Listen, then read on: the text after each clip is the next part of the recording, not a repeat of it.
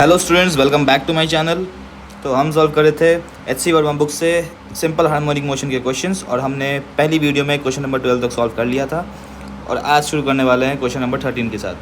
तो चलिए बिना कोई टाइम वेस्ट किए पढ़ते हैं question number 13। A spring stores 5 joules of energy when stretched by 25 centimetres. It is kept in vertical with the lower end fixed. The block is fastened to the other end made to undergo small oscillation. If the block makes 5 oscillations each second, what is the mass of the block?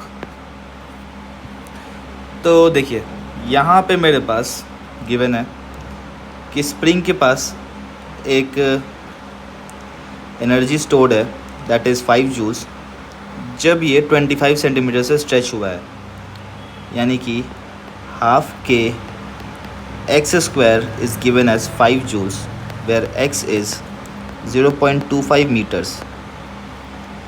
तो यहाँ से जब आप के का value निकालोगे तो वो आएगा 160 न्यूटन्स पर मीटर। ठीक है, इसमें हमें डायग्राम बनाने की भी ज़रूरत नहीं पड़ेगी। देखिए सिर्फ डेटा से बता देंगे। स्प्रिंग कांस्टेंट आ गया हमारे पास।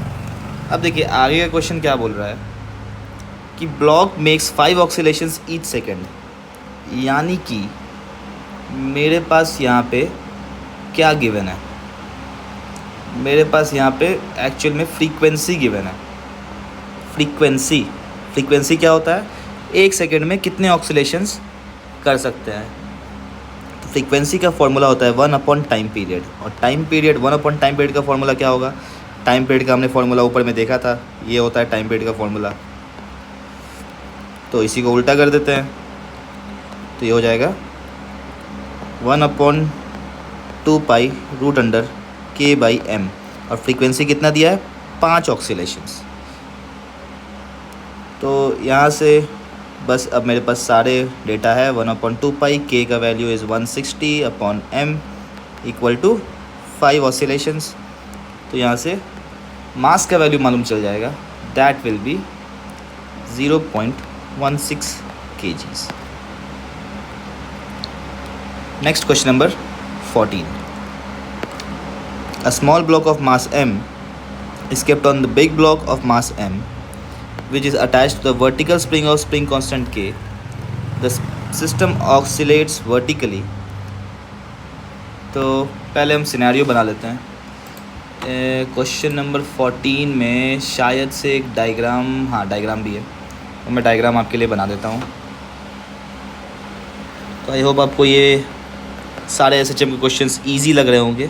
एसएचएम काफ़ी एक आसान चैप्टर्स है, बट लोग इसे छोड़ देते हैं क्योंकि कुछ नए टर्मिनोलॉजीज़ है इसमें, कुछ एक नया कुछ सीखने को है, दैट इज़ वाई। बट आप अभी देख रहे होंगे क्वेश्चंस कितने आसानी से बन रहे हैं सारे।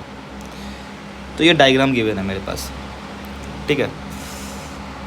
तो पार्ट ए बोल रहा है find the resultant force on the smaller block when it is displaced through a distance x above the equilibrium point।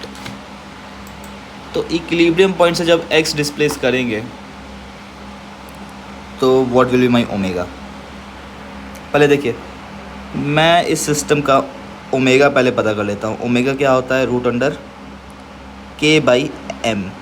देखिए लेकिन इस सिस्टम का होता है, ठीक है, k इक्विवेलेंट और मास इक्विवेलेंट। तो यहाँ पे सिस्टम में सिर्फ एक ही स्प्रिंग है तो ये k ही होगा। मास इक्विवेलेंट क्या होगा, total mass, that is small m plus capital M। तो इसके बाद मुझसे पूछा है कि जब x डिस्टेंस डिस्प्लेस हुआ होगा ये सिस्टम अपने नॉर्मल मीन पोजीशन से, मान लिया ये this is the mean position और द इक्विलिब्रियम पोजीशन, यहाँ से ये x डिस्टेंस जब डिस्प्लेस हुआ होगा तो इस सिस्टम पे एक्सेलरेशन किस तरफ लगेगा। देखिए एक्सेलरेशन हमेशा एसएचएम में -ω² x होता है, और ये माइनस का मतलब है कि डिस्प्लेसमेंट अगर ऊपर की ओर है मीन पोजीशन से तो एक्सेलरेशन नीचे की ओर लगेगा, यानी कि दोनों का डायरेक्शन ऑपोजिट होगा। तो यहाँ से बहुत आसान है, अब एक्सेलरेशन पता करना है हमें। तो एक्सेलरेशन सिस्टम का होगा -ω²। ω² is k/m+m into displacement is x। तो हमें जब एक्सेलरेशन पता चल गया। देखिए दोनों ब्लॉक्स जो है वो साथ साथ चल रहे होंगे, तो दोनों ब्लॉक्स का एक्सेलरेशन भी सेम होगा। तो स्मॉल ब्लॉक जो m है इसका एक्सेलरेशन होगा डाउनवर्ड में, that is kx upon m plus m। तो फोर्स क्या होगा?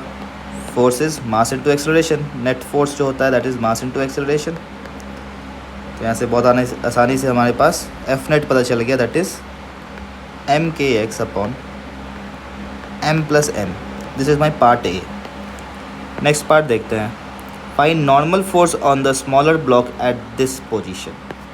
अब देखिए, अब यहाँ पे इसका एफ बी डी अगर ड्रॉ करेंगे तो इसका खुद का एक वेट लग रहा होगा mg, एक अपवर्ड नॉर्मल रिएक्शन लग रहा होगा n। तो यहाँ से जब हम देखेंगे इक्वली न्यूटन का सेकेंड लॉ लगाएंगे इस एफ बी डी के माध्यम से, तो mg minus n will be equal to m into ए, यानी कि m के x upon m plus m। तो यहाँ से मुझे n का वैल्यू मिल गया, that is mg minus m के x upon m plus m। इसके बाद इसमें एक और पार्ट है, when is this force smallest in magnitude. तो नॉर्मल रिएक्शन स्मॉलेस्ट कब होगा? स्मॉलेस्ट ये तब होगा जब ये वाला जो पार्ट सब्सट्रैक्शन में है ये मैक्सिमम होगा। और ये मैक्सिमम कब होगा? मैक्सिमम होगा जब x का वैल्यू मैक्सिमम होगा जो कि एम्पलीट्यूड के बराबर है। तो यानी कि स्मॉलेस्ट इसका वैल्यू होगा mg माइनस m के a upon m plus m। और नेक्स्ट पार्ट देखते हैं अब। What can be the maximum amplitude with which the two blocks may oscillate together? तो एम्पलीट्यूड का मैक्सिमम वैल्यू पूछा है, ठीक है। अब दोनों बॉडीज़ को हमेशा साथ में अगर ऑक्सीलेट करना है तो they should always be in contact, यानी कि my normal reaction should always be greater than zero. तो ये जो नॉर्मल रिएक्शन है यहाँ से हम पुट करेंगे इसका वैल्यू, तो mg should always be greater than m के a upon m plus m। यहाँ से m कैंसिल आउट हो गया और एम्पलीट्यूड का value should be less than gmm upon k, यानी एम्पलीट्यूड जो मैक्सिमम ले सकते हैं that will be gm plus m by k. This is the limiting case, यानी कि इसके ऊपर एक्सेलरेशन लेंगे तो blocks will lose contact. Next question number 15 कह रहा है a block of mass m is fastened to spring and block of mass, ये दोनों मासेस क्या क्या दिया हुआ एक बार मैं देख लेता हूँ। अच्छा m1 और m2 है, ठीक है। This mass is m1 and this mass is m2, ठीक है। एक डायग्राम भी गिवन है, वो मैं डायग्राम बना देता हूँ आपके लिए।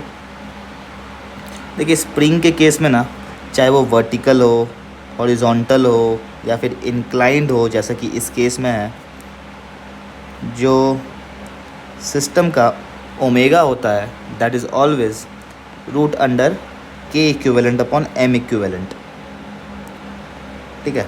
यहाँ पे k है, this is m1, this is m2। फिर से दोनों ब्लॉक्स जो है m1 और m2 आपस में सिर्फ कांटेक्ट पे रखे हुए हैं, मतलब just touching each other, and this angle is theta. तो चलिए आगे क्वेश्चन पढ़ते हैं अब। तो सबसे पहला क्वेश्चन है find the compression of the spring in the equilibrium position. तो देखिए इक्विलिब्रियम पोजीशन पे देखें हम, तो ये दोनों मासेस को मैं सिस्टम मानता हूँ m1 प्लस m2, इनका इंक्लाइन के अलॉन्ग जो फोर्स लग रहा होगा that will be m1 plus m2 into G sine theta, और परपेंडिकुलर में लग रहा होगा m1 plus m2 into G cos theta. और स्प्रिंग एक फोर्स लगा रहा होगा, दैट विल बी, स्प्रिंग एक फोर्स लगाएगा that will be K into x naught, मैंने कंप्रेशन मान लिया। और एक इंक्लाइन नॉर्मल रिएक्शन लगा रहा होगा एन। तो मुझसे एक्स नॉट का वैल्यू पूछा है, तो along the incline forces should be balanced, तो K x naught should be equal to m1 plus m2 into G sine theta. ये इक्विलिब्रियम के बारे में बात कर रहा है। अभी मेरा SHM चालू नहीं हुआ है। SHM स्टार्ट करने के लिए मुझे एक हल्का सा डिस्प्लेसमेंट देना पड़ेगा, उसके बाद ये ब्लॉक्स ऑसिलेट करना चालू हो जाएंगे। तो यहाँ से एक्स नॉट का वैल्यू पता चल गया हमें, दैट इज़ दिस एक्सप्रेशन। ये पार्ट ए का आंसर। नेक्स्ट पार्ट क्या बोल रहा है, blocks are pushed further distance 2k by 2k m1 plus m2 g sin theta against the spring and released। तो ध्यान से देखिएगा, ये अभी इक्विलिब्रियम पोजीशन पे था। सॉरी, पेन चेंज कर लेता हूँ। हाँ, ये मेरा अभी इक्विलिब्रियम पोजीशन पे है। इक्विलिब्रियम या फिर इसको हम मीन पोजीशन बोल देते हैं। SHM में जो मीन पोजीशन होता है वही इक्विलिब्रियम पोजीशन होता है। अब बोला यहाँ से मैंने इसे एक डिस्प्लेसमेंट दिया है। कितना डिस्प्लेसमेंट दिया है, दिस इज़ x, जहाँ पे x का वैल्यू गिवन है क्वेश्चन में 2k into m1 plus m2 g sine theta. अगर आप इसे ध्यान से देखोगे तो ये जो टर्म है, सॉरी, ये जो टर्म है ये इस x नॉट का 2 टाइम्स है। तो यहाँ से हम x को 2x नॉट लिख देते हैं सिंप्लीफाई करने के लिए अपने प्रॉब्लम को। तो आगे बोला है क्वेश्चन में, find the position where the 2 blocks separate. अब देखिए, दोनों ब्लॉक्स सेपरेट कब होंगे? ये दोनों ब्लॉक्स सेपरेट उस मोमेंट पे होंगे जिस मोमेंट पे वेलोसिटी या फिर यूँ बोले तो दोनों के बीच का कांटेक्ट फोर्स जो है, that is normal reaction between the blocks, जब ज़ीरो हो जाएगा। ठीक है, तो देखते हैं पार्ट बी। ये दोनों ब्लॉक्स है, ये ब्लॉक और एक ये ब्लॉक, दोनों का जो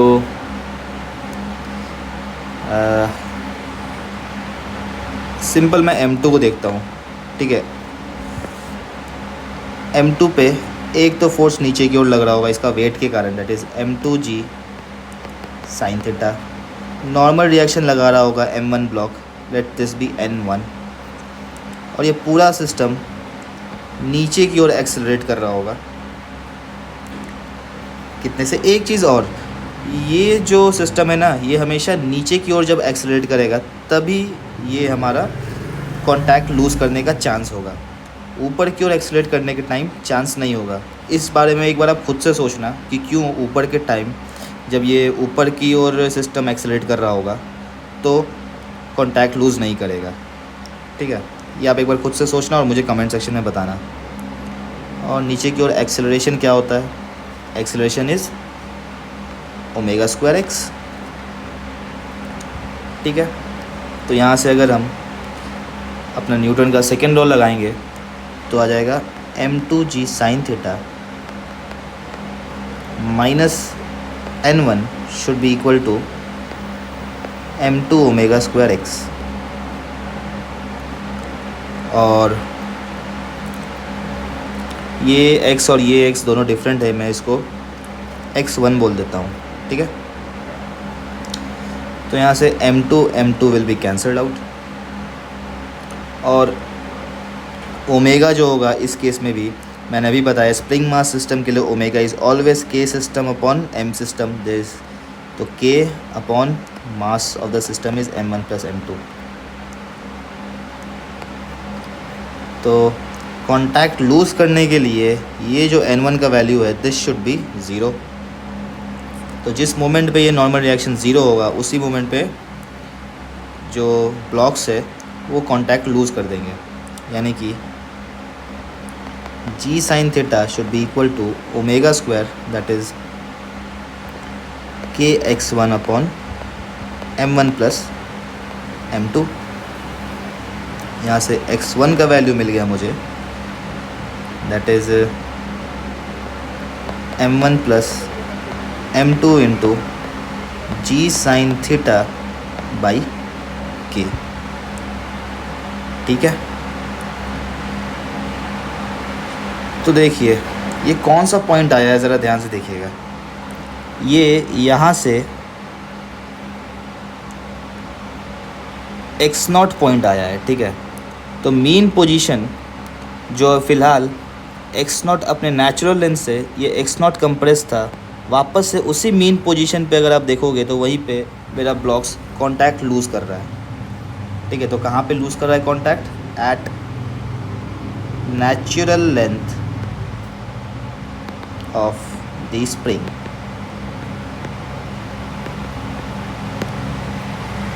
नेक्स्ट पार्ट सी देखते हैं। What is the common speed of the blocks at the time of separation. तो कॉमन स्पीड ब्लॉक का क्या होगा?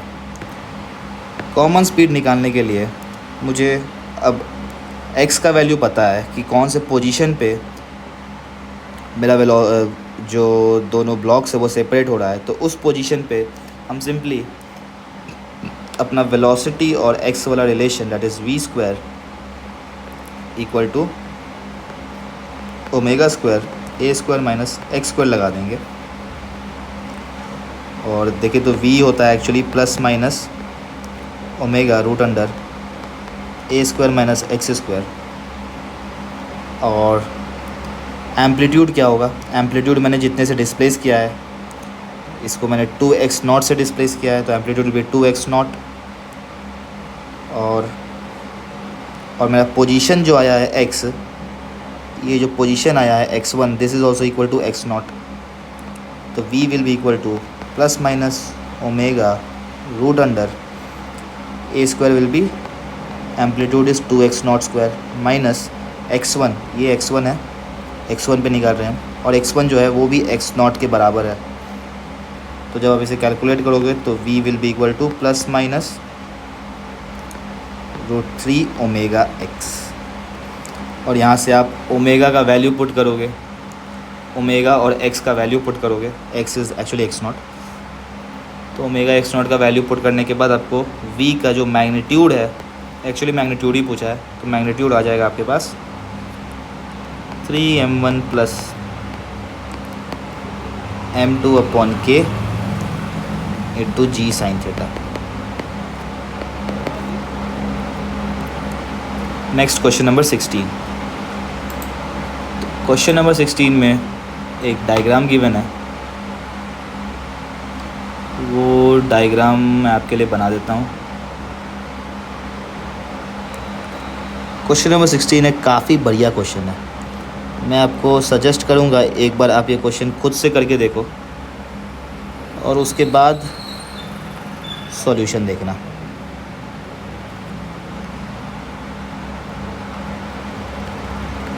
तो ये एक सिनेरियो गिवन है, मास ब्लॉक का m है और spring constant is k।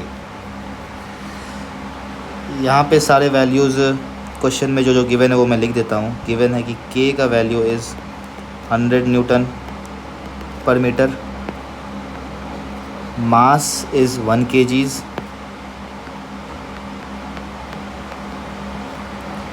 And force is 10 newtons. तो सबसे पहला क्वेश्चन है find compression of the spring in equilibrium position. तो इक्विलिब्रियम पोजीशन पे क्या हो रहा होगा? दिस जो फोर्स लगाया है हम, force should be equal to the spring force that is kx0। तो यहाँ से x0 will be force is 10 newtons upon k का वैल्यू इज़ 100। तो यहाँ से एक्स नॉट का वैल्यू मिल गया मुझे 0.1 मीटर्स। ये तो पार्ट ए हो गया। पार्ट बी देखते हैं। A sharp blow by some external agent imparts a speed of 2 meters per second to the block towards left। तो देखिए ये यहाँ पे मान लिया ये मेरा अभी इक्विलिब्रियम पोजीशन पे मेरा ब्लॉक है। अब दिस इज़ माय इक्विलिब्रियम या फिर मीन पोजीशन पे। अब इस मीन पोजीशन पे क्या किया है कि किसी एक एक्सटर्नल एजेंट का यूज़ करके, आपको क्या है एक्सटर्नल एजेंट ये सब क्वेश्चन में गिवन नहीं है, बस ये गिवन है कि एक्सटर्नल एजेंट कुछ एक्ट किया है और उसके कारण ये जो ब्लॉक है इसका वेलोसिटी मीन पोजीशन पे 2 मीटर्स पर सेकेंड हो गया है। तो मुझे पता करना है find the sum of potential energy of the spring and kinetic energy of the block at this instant. तो पोटेंशियल एनर्जी और काइनेटिक एनर्जी का सम मुझे पता करना है इस इंस्टेंट पे, मीन पोजीशन पे। तो देखते हैं पोटेंशियल एनर्जी जो होगा मीन पोजीशन पे वो क्या है। मीन पोजीशन पे मेरा स्प्रिंग में सिर्फ एक कंप्रेशन है जो कि एक्स नॉट के बराबर है। तो potential energy will be half के एक्स नॉट स्क्वायर, और यहाँ से जब आप वैल्यूज़ पुट करोगे हाफ के is 100 into x naught square is 0.1 square, तो ये आ जाएगा 0.5। और पोटेंशियल काइनेटिक एनर्जी जो है मीन पोजीशन पे this is half mv square. Half mass given है 1 kg इंटू वेलोसिटी जो दिया है 2 मीटर्स पर सेकेंड स्क्वायर v स्क्वायर। तो यहाँ से ये आ गया 2 जूल्स, दिस इज़ 0.5 जूल्स। तो जो total energy at mean position आया मेरे पास that is 2.5 joules. Next part देखते हैं। Find the time period of the resulting simple harmonic motion. तो टाइम पीरियड मेरा क्या होता है, time period is 2 pi omega, और स्प्रिंग मास सिस्टम में हमेशा ओमेगा होता है root under k upon mass of the system यानी m। तो यहाँ से टाइम पीरियड का वैल्यू पता चल जाएगा 2 pi root under m by k, mass is 1 and k is 100 यानी कि पाई बाई 5 सेकेंड्स आ गया। नेक्स्ट पार्ट देखते हैं। नेक्स्ट पार्ट में क्या है, फाइंड द एम्पलीट्यूड। एम्पलीट्यूड कितना होगा। तो देखिए मुझे मीन स्पीड दिया है यानी कि वी मैक्स मुझे मालूम है। जो मीन पोजीशन पे वेलोसिटी होता है ब्लॉक का that is the maximum velocity, तो पार्ट डी। और वी मैक्स का वैल्यू होता है a into omega,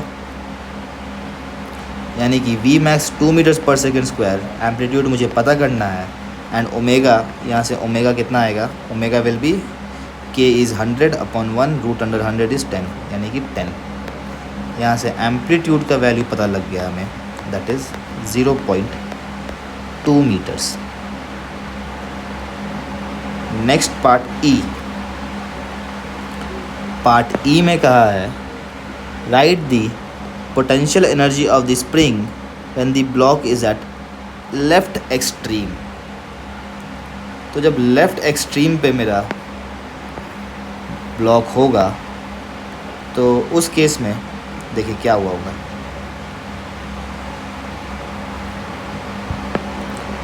left extreme मतलब मान लिया मेरा ब्लॉक कहीं यहाँ पे आ गया है और ये मेरा मीन पोजीशन है।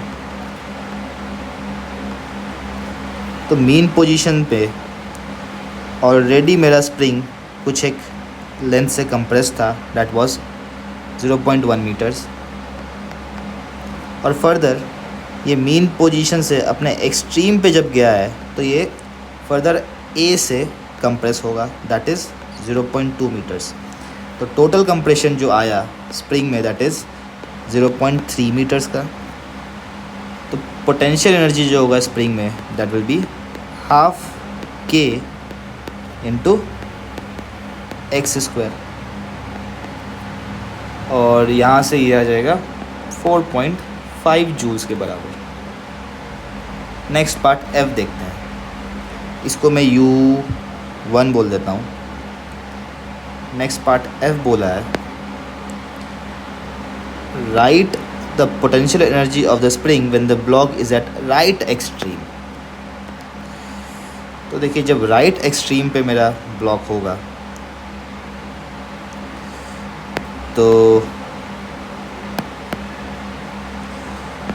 जब मेरा ब्लॉक राइट एक्सट्रीम पे होगा तो क्या होगा, देखिए ये मीन पोजीशन है।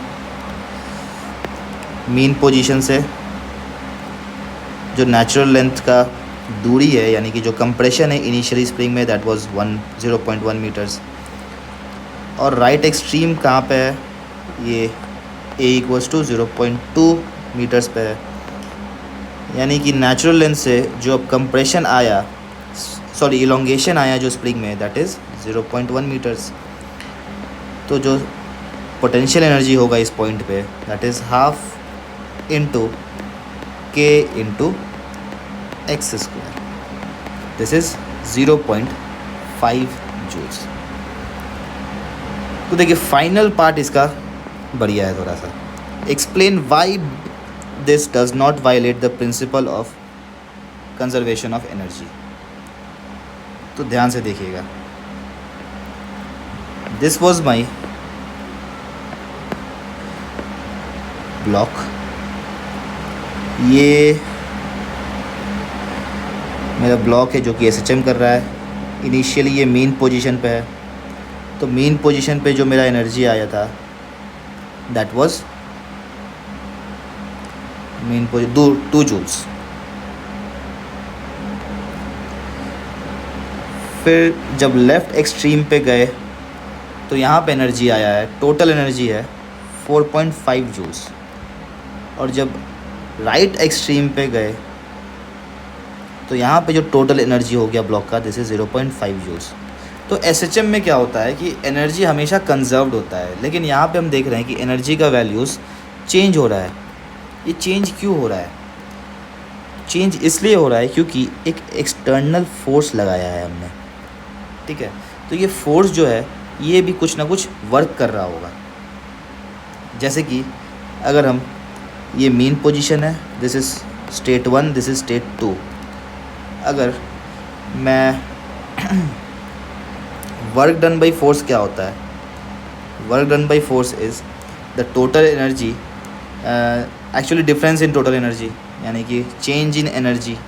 तो चेंज इन टोटल एनर्जी कितना हुआ फाइनली, जब मैं देख रहा हूँ जब मीन पोजीशन से ये 1 पे गया है तो U1 that is 4.5 minus U mean that is 2 joules, ये आ गया 2.5 जूल्स के बराबर।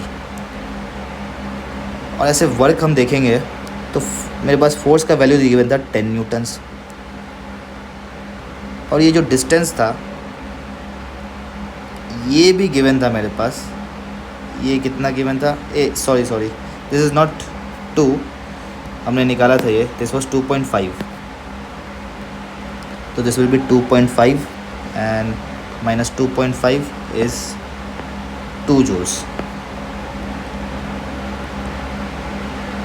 तो यहाँ पे इस एरिया में जो वर्क डन हुआ है फोर्स से वो क्या होता है, फोर्स इनटू डिस्प्लेसमेंट।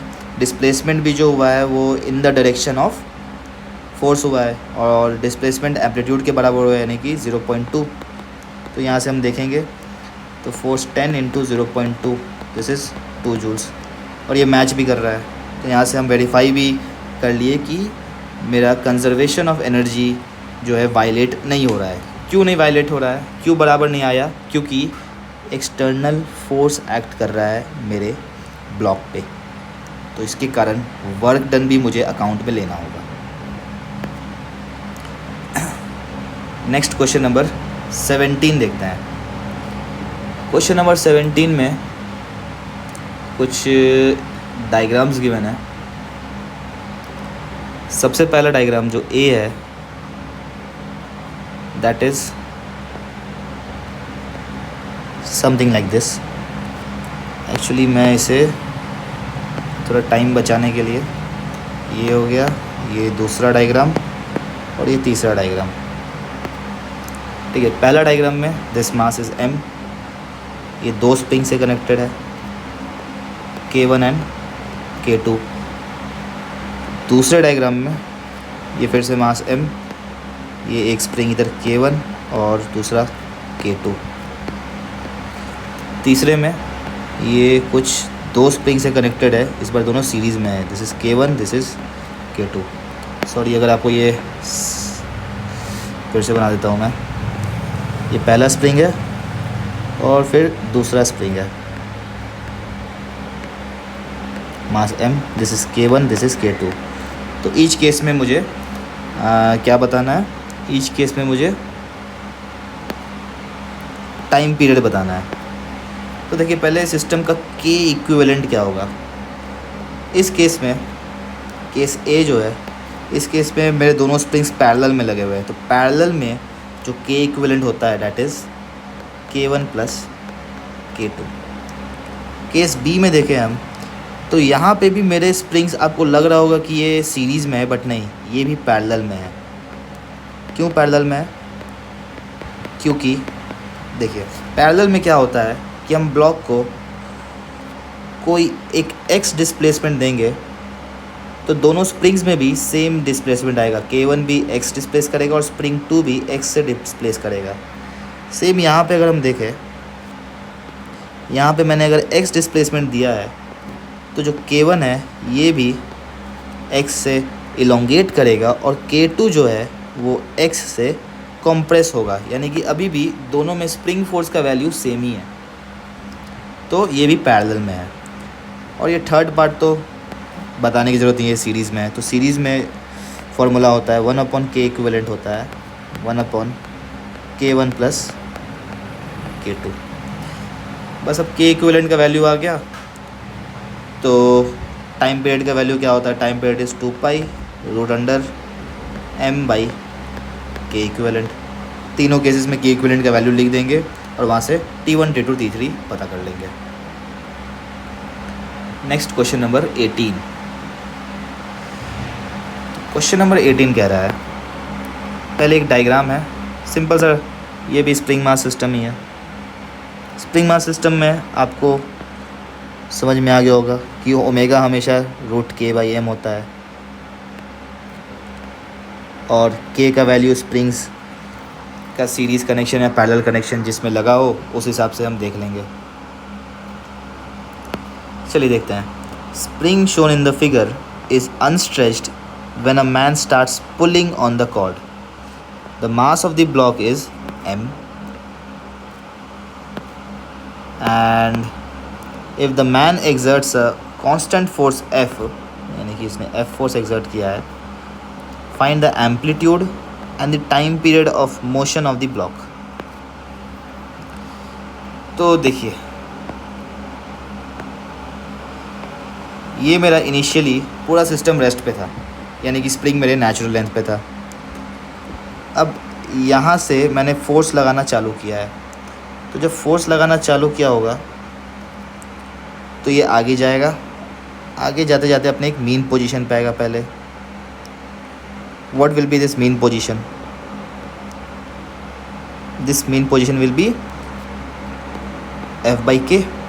सिमिलरली मैंने बस Kx0 इक्वल टू F किया है x0 निकालने के लिए, दिस इज x0। ठीक है, अब देखिए यहाँ रेस्ट पे था, ये रेस्ट से मैंने चालू किया फोर्स लगाना, तो फिर ये आगे आया, यहाँ पे इसके पास कुछ एक वेलोसिटी होगा, इस फिर से अपने वेलोसिटी के कारण ये फिर से थोड़ा ब्लॉक आगे जाएगा और यहाँ पे इसका वेलोसिटी 0 हो जाएगा।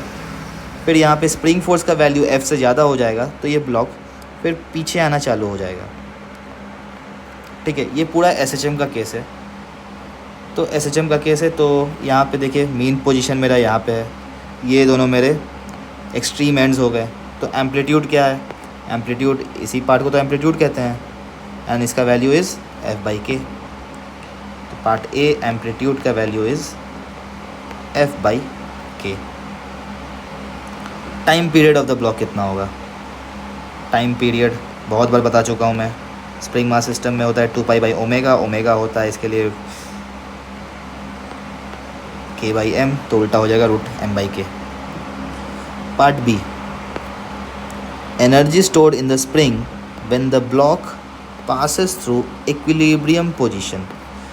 तो इक्विलिब्रियम पोजीशन से जब पास करेगा, यानी कि इस मोमेंट पे मेरा स्प्रिंग में कितना एनर्जी होगा, दैट इज़ हाफ के एक्स नॉट स्क्वायर,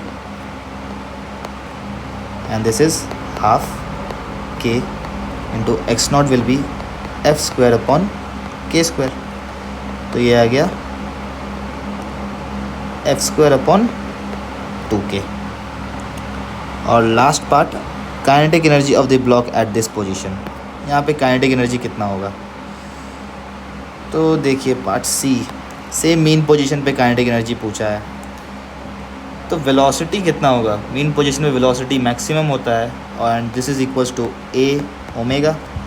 ए हमने निकाल लिया है एफ बाई के। ओमेगा भी मुझे मालूम है, ओमेगा होता है रूट अंडर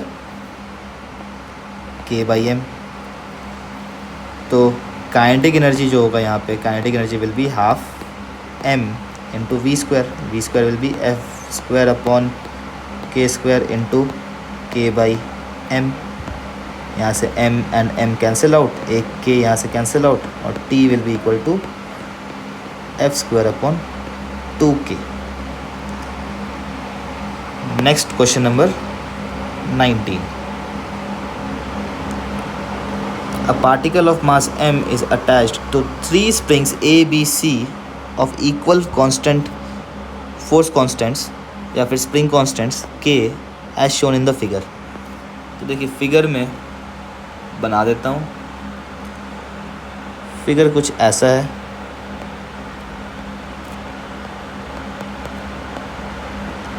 ये ब्लॉक है, ये 3 स्प्रिंग से कनेक्टेड है कुछ इस तरह से,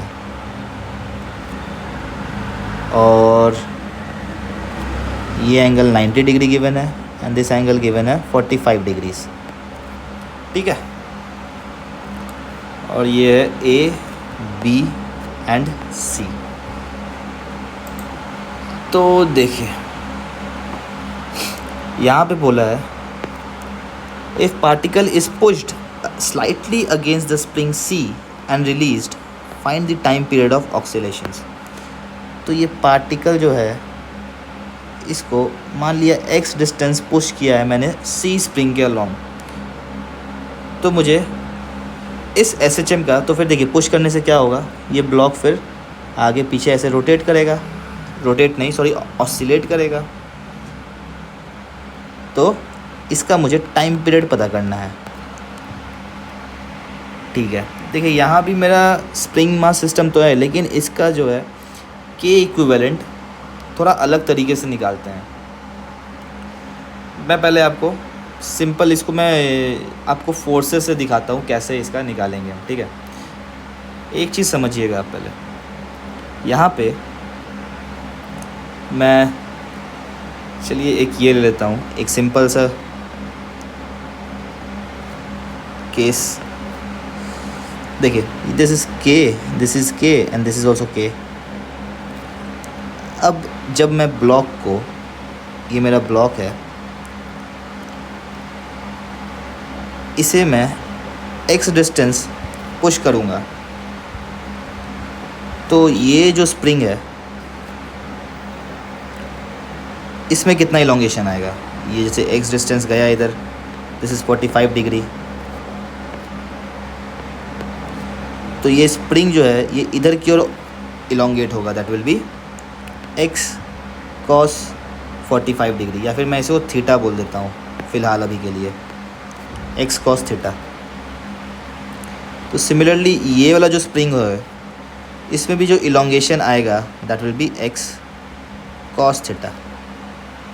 ठीक है, तो अब ब्लॉक पे फोर्सेस क्या क्या आए। ब्लॉक पे एक फोर्स तो आया मैंने पुश किया है तो फोर्स अपोजिट में आता है स्प्रिंग का, दैट इज़ के एक्स इस तरफ।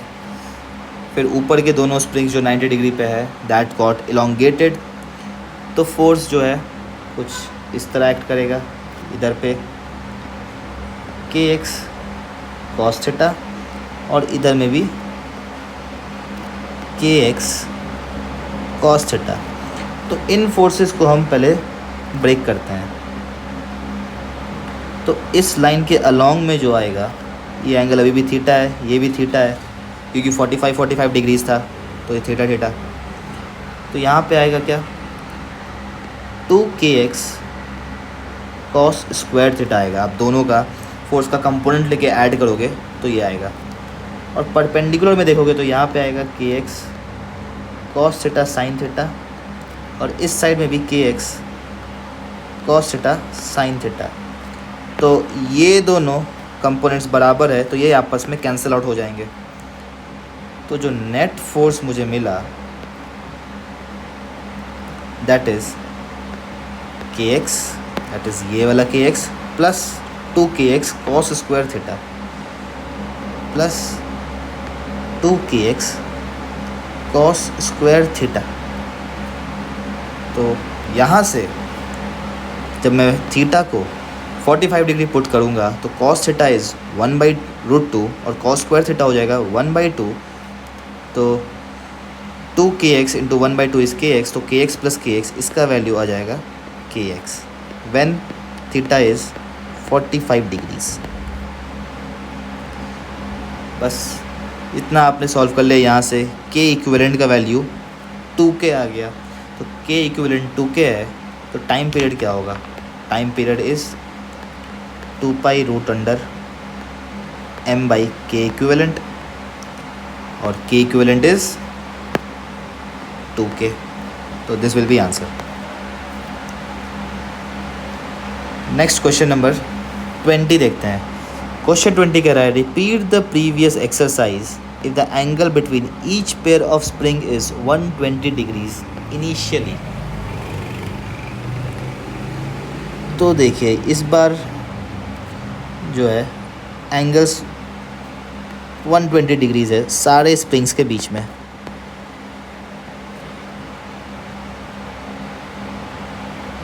तो फिर से सेम उसी तरह से हम सॉल्व करेंगे, ठीक है। This angle will be theta, ये भी थीटा,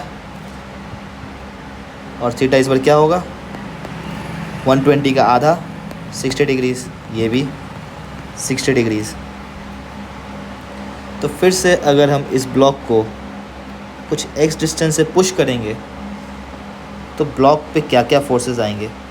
एक स्प्रिंग ये वाला इसको पुश करेगा kx से, फिर ये स्प्रिंग इसे अपनी ओर खींचेगा विथ kx cos थीटा, और ये अपनी ओर खींचेगा kx cos थीटा, और दोनों का कंपोनेंट हम इस लाइन के अलोंग लेकर के ऐड करेंगे तो ये आ जाएगा 2kx cos स्क्वायर थीटा। तो फिर से एफ नेट का वैल्यू सेम पहले वाला आया है kx plus 2kx square cos theta,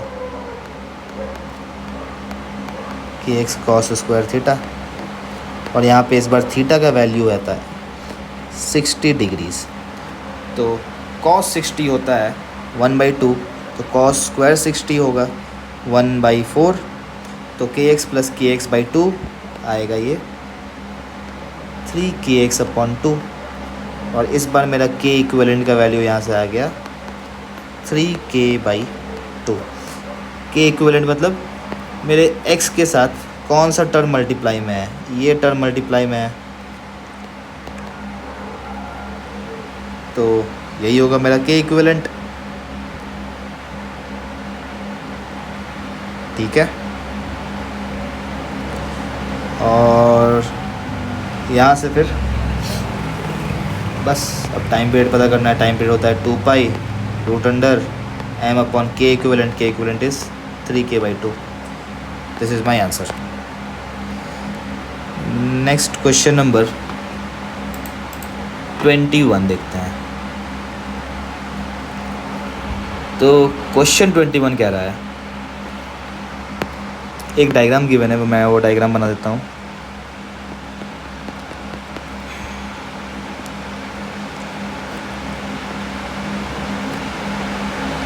ये एक स्प्रिंग है और एक और स्प्रिंग है, दो स्प्रिंग्स है नीचे की ओर सीरीज़ में, ठीक है। और ये एक थिन ब्लॉक से अटैच्ड है जिसका मास m है। And this is K1, this is K2 and this is K3। ये डायग्राम गिवन है मेरे पास। क्वेश्चन पढ़ते हैं अब। The springs shown in the figure are all unstretched in the beginning, मतलब फ़िलहाल ये अपने नेचुरल लेंथ पे है। When a man starts pulling the block, the man exerts a constant force F on the block. तो ये F force exert कर रहा है। तो find the amplitude and frequency of motion of the block. ये same हमने जो question किया था अभी, इस वाले क्वेश्चन की तरह है। इनिशियली मैन ने F फोर्स लगाया, उसके बाद फिर ये अपने मीन पोजीशन के अबाउट ब्लॉक ऑक्सीलेट करने लगा। बस यहाँ पे स्प्रिंग्स का एक सीरीज़ दिया हुआ है, मतलब कुछ एक कनेक्शंस दिया हुआ है। तो देखिए इसका कनेक्शन का हम कैसे हम K इक्विवेलेंट निकालेंगे। तो ये ब्लॉक है, एक स्प्रिंग K1 यहाँ पे है और ये दोनों स्प्रिंग्स सीरीज़ में है। तो सीरीज़ में जब होता है स्प्रिंग, तो इसका जो K होता है that is K1 K2 upon K1 plus K2। कैसे आएगा? 1 अपॉन K इक्विवेलेंट को आप 1 upon K1 plus 1 upon K2 करोगे तो यहाँ से आपको K इक्विवेलेंट आ जाएगा K1 K2 upon K1 plus K2। वही यहाँ पे लिखा है मैंने। तो फाइनल जो K इक्विवेलेंट सिस्टम का आएगा दैट विल बी, अब ये दोनों स्प्रिंग्स जो है ये और ये दोनों आपस में पैरेलल में है, तो सिंपल ऐड कर देंगे हम स्प्रिंग कांस्टेंट्स को, K1 plus K1 K2 upon K1 plus K2। तो ये आ जाएगा, sorry this was K2 K3 not K1 K2। तो ये आएगा K2 K3 upon K2 plus K3, और ये भी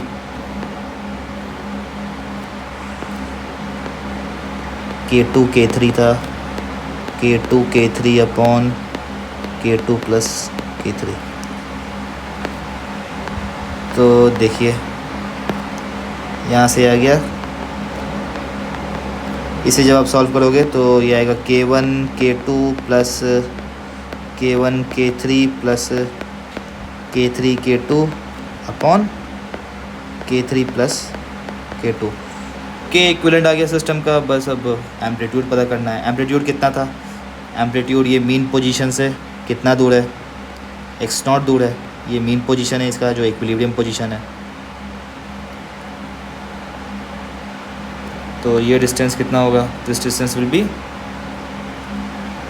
F equals to K equivalent x0। तो यहाँ से x0 का वैल्यू आ जाएगा F upon K equivalent. K equivalent मतलब ये वाला टर्म, और एम्पलीट्यूड भी इसी x0 के बराबर आ जाएगा। ये तो पहला पार्ट हो गया। दूसरा part frequency of the block. Frequency मैंने बताया था ये होता है 1 अपॉन टाइम पीरियड, और 1 अपॉन टाइम पीरियड होगा 1 upon 2 pi root under K equivalent upon M। फिर से K इक्विवेलेंट का ये वैल्यू आप पुट कर दोगे इस एक्सप्रेशन में, तो आपको टाइम पीरियड भी पता चल जाएगा, सॉरी फ्रीक्वेंसी पता लग जाएगा। नेक्स्ट क्वेश्चन नंबर 22, और आज हम बस लास्ट ईयर 22 तक करके छोड़ देंगे।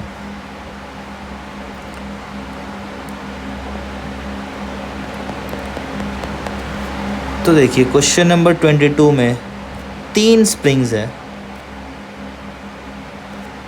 This is K1, this is K2, this is K3। ये तीनों स्प्रिंग्स सीरीज में कनेक्टेड है, and this is mass m। तो क्वेश्चन में क्या है, find the elastic potential energy stored in each spring shown in the figure when the block is in equilibrium, also find the time period of the vertical oscillations of the block.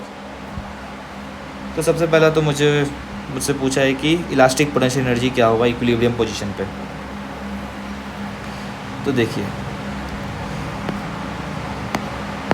Parallel में क्या होता है, इस point को अगर हम देखें, पहले तो मान लीजिए इस स्प्रिंग में x1 इलोंगेशन हुआ होगा, इस स्प्रिंग में x2 इलोंगेशन हुआ होगा और इस स्प्रिंग में x3 इलोंगेशन हुआ होगा। तो इस पॉइंट को अगर हम पहले देखेंगे तो ये जो पॉइंट है, इलोंगेशन के कारण स्प्रिंग 1 अपनी तरफ K1 x1 से पुल कर रहा होगा और स्प्रिंग 2 अपनी ओर K2 x2 से पुल कर रहा होगा। सिमिलरली इस पॉइंट पे अगर हम देखेंगे तो स्प्रिंग 2 ऊपर की ओर K2 x2 फोर्स लगा रहा होगा और स्प्रिंग 3 अपनी ओर K3 x3 फोर्स लगा रहा होगा। और ब्लॉक पे देखेंगे इस पे अब अपना वेट लग रहा होगा mg और स्प्रिंग इसको ऊपर की ओर K3 x3 से पुल कर रहा होगा। तो अब जब सारे फोर्सेस को आप इक्वेट करोगे तो पहला आएगा K1 x1 will be equal to K2 x2। फिर इसे देखेंगे तो K2 x2 will be equal to K3 x3। और अब ब्लॉक को देखेंगे तो mg will be equal to K3 x3। ये तीनों इक्वेशन को हम एक फॉर्म में लिखें तो K1 x1 is equal to K2 x2 which is equal to K3 x3 which is equal to mg। ये मेरा फाइनल इक्वेशन है। यहाँ से हम x1 पता कर लेंगे mg अपॉन K1, x2 पता कर लेंगे mg अपॉन K2 और x3 भी पता कर लेंगे mg अपॉन K3। तो मुझे हर एक स्प्रिंग में पता करना है कितना कितना एनर्जी स्टोर्ड है, ठीक है। तो u स्प्रिंग 1 में होगा हाफ K1 x1 स्क्वायर, जहाँ पे x1 is this quantity. Similarly spring 2 में होगा half K2 x2 square where x2 is this quantity. फिर स्प्रिंग 3 में होगा half K3 x3 square where x3 is this quantity. बस x1 x2 x3 का value put कर दीजिए और आपको तीनों स्प्रिंग्स के अपने अपने स्प्रिंग पोटेंशियल एनर्जीज पता लग जाएंगे। नेक्स्ट पार्ट मुझे पता करना है टाइम पीरियड वर्टिकल ऑक्सीलेशंस का। तो देखिए तीनों स्प्रिंग्स जो है those are in series connection. तो सीरीज़ कनेक्शन में मैंने बताया था 1/k equivalent is equal to 1/K1 plus 1/K2 plus 1/K3। और यहाँ से k इक्विवेलेंट का वैल्यू आ जाएगा, इसे आप सॉल्व करोगे तो ये आएगा K1 K2 K3 upon K1 K2 plus K2 K3 plus K3 K1। और हमें पता करना था time period of vertical oscillations. तो टाइम पीरियड आ जाएगा 2π√m upon k equivalent where k equivalent is this quantity. तो दैट्स इट गाइस, आज के लिए इतना ही। आई होप आपको ये सीरीज़ अच्छा लगा होगा, ये वीडियो में आपको सब कुछ समझ में आया होगा। और अगर नहीं आया होगा तो कमेंट सेक्शन में आप मेरे से कुछ भी सवाल पूछ सकते हो, मैं उसका तुरंत आपको रिप्लाई देने का कोशिश करूँगा। और अगर आपको ये वीडियो पसंद आया है तो do share it with your friends and subscribe my channel if you are first time watching this video. और भी मेरे वीडियोस आप चेकआउट करना। मैंने ऐसे काफ़ी सारे मतलब अब तक के पुराने सारे चैप्टर्स मैंने सॉल्व कर चुके हैं, आपको काफ़ी हेल्प होगा उससे। And that's it for today. फिर से मिलेंगे हम लोग नेक्स्ट वीडियो में नेक्स्ट क्वेश्चन के साथ। तब तक के लिए ऑल द बेस्ट। अपनी प्रिपरेशन चालू रखें आप लोग।